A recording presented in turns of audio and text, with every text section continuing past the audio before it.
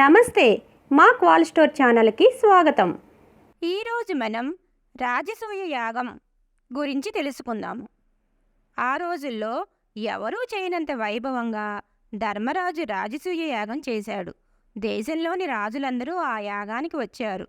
యుధిష్ఠిరుని సార్వభౌమాధిపత్యం అంగీకరిస్తూ అమూల్యమైన కానుకలు, ధనకనుక వస్తు వాహనాదులు తెచ్చి సమర్పించారు. వ్యాస మహర్షి, హస్తినాపురం నుంచి భీష్ముడు, ద్రోణుడు మున్నగు వారితో దుర్యోధనుడు కూడా ఇంద్రప్రస్థపురానికి వచ్చారు.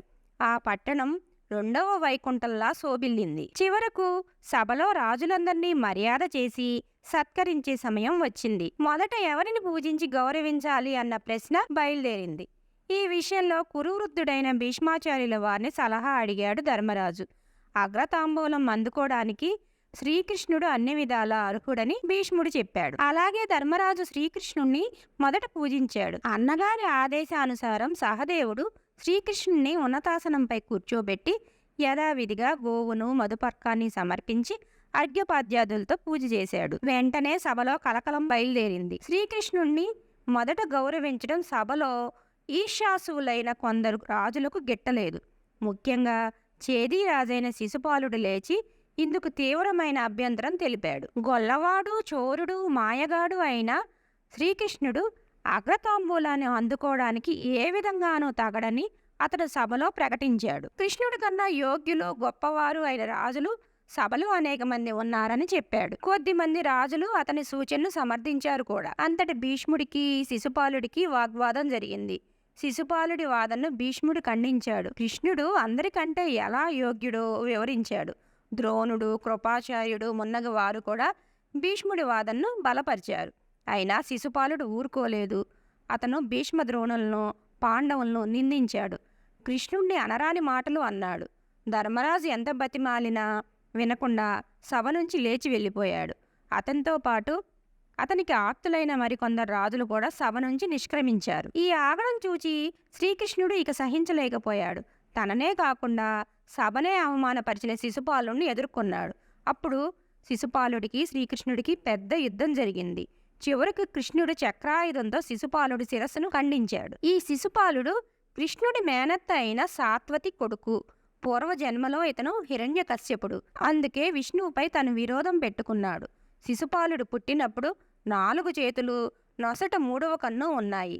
ఈ బాలుణ్ణి ఎవరు ఎత్తుకుంటే 3వ కన్ను, మిగిలిన 2 చేతులు మాయమైపోతాయో వారి చేతుల్లోనే ఇతని చావు అని ఆకాశవాణి పలికింది. అందుచేత ఇంటికి వచ్చిన వారందర్నీ తల్లి ఈ పిల్లవాణ్ణి ఎత్తుకోమని వారికిస్తూ ఉండేది.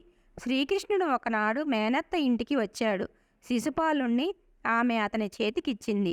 కృష్ణుడు ఎత్తుకోగానే శిశుపాలుడికి 3వ కన్ను, అధికంగా ఉన్న 2 చేతులు మాయమైనాయి. కృష్ణుడే తన కొడుకును చంపుతాడని సాత్వతి భయపడి కృష్ణుని వేడుకొన్నది. కృష్ణ, వీడు నీ మేనల్లుడు, వీడు 100 తప్పులు చేసినను సహించి ఊరుకో అని బ్రతిమాలింది. అలాగేనని మేనత్తకు మాట ఇచ్చాడు కృష్ణుడు. శిశుపాలుడు అప్పటికే కృష్ణుడికి ఎన్నో అపకారాలు చేశాడు. అయినా మేనత్తకి ఇచ్చిన మాట కోసమే అతన్ని ఏమీ చేయకుండా ఊరుకున్నాడు కృష్ణుడు. అప్పటికీ 100 అపరాధాలు మన్నించాడు. శిశుపాలుడు ఇప్పుడు 101వ నిందించగానే కృష్ణుడు అతన్ని సంహరించవలసి వచ్చింది. ఏమైతేనేం శిశుపాలుడి వధతో ధర్మరాజు రాజసూయ యాగం పూర్తి అయ్యింది. రాజులందరూ సముచిత గౌరవ సత్కారాలు పొంది ఎవరెవరి దేశానికి వారు వెళ్ళిపోయారు. దుర్యోధనుడు మాత్రం పాండవుల ఆహ్వానంపై కొన్నాళ్ళు ఇంద్రప్రస్థంలోనే ఉన్నాడు. ధర్మరాజు, ఆయన తమ్ములు దుర్యోధనుడికి ప్రత్యేక విడిది సౌకర్యాలు ఏర్పాటు చేసి ఎంతో శ్రమతో, గౌరవంతో చూచారు. అయినా దుర్యోధనుడికి మనశ్శాంతి లేకుండా పోయింది. తాను ఎన్ని కుట్రలు పనినా పాండవులు క్షేమంగా ఉండటమే కాక ఇంద్రభోగాలు అనుభవిస్తూ ఉండటం, ధర్మరాజు సార్వభౌముడు కావటం, ఇదంతా చూచిన దుర్యోధనుడికి అసూయ, ద్వేషం అధికమైనాయి. ఒకనాడు దుర్యోధనుడు విశ్వకర్మ నిర్మించిన అపూర్వము, అద్భుతము అయిన మయసభా భవనంలో తిరుగుతూ దాని అందచందాలు చూస్తున్నాడు. చూస్తున్న కొద్దీ అతను ఆశ్చర్యచకితుడవుతున్నాడు. ఒకచోట దుర్యోధనుడికి ఒక కొలను కనిపించింది. బట్టలు తడుస్తాయని అతను తన దుస్తులను ఎత్తి పట్టుకుని అక్కడికి వెళ్ళాడు. కానీ అక్కడ నీళ్లు లేవు. నీరు అని భ్రమ గొలిపేటట్టు నేల మీద గీసిన చిత్రం అది. తన అవివేకానికి సిగ్గుపడ్డాడతను. తననెవరూ చూడలేదు కదా అని అటు ఇటు కలియ చూచాడు. అదే సమయంలో నకులుడు అటు వెళుతూ దుర్యోధనుడి అవస్థ చూడటం జరిగింది. అతను నవ్వుతూ మయసభలో శిల్పచాతుర్యాన్ని గురించి వివరించాడు. నకులుడు మామూలుగా ప్రేమతో మాట్లాడినా అతని కళ్ళు తనను పరిహాసం చేస్తున్నట్లు అనిపించింది దుర్యోధనుడికి. అలాగే 2-3 సార్లు దుర్యోధనుడు పొరపాటు పడ్డాడు. ద్వారం లేని చోట ద్వారం ఉన్నదనుకుని తలుపు తీయబోయి బోర్లా పడిపోయాడు. అలాగే ద్వారం ఉన్న చోట ద్వారం లేదనుకుని ముందుకు వెళ్ళగా అతనికి తలుపు కొట్టుకున్నది. అలాగే సరోవరం ఉన్న చోట నీళ్లున్నట్లు తెలియక అందులో దిగబడి దుస్తులన్నీ తడుపుకున్నాడు.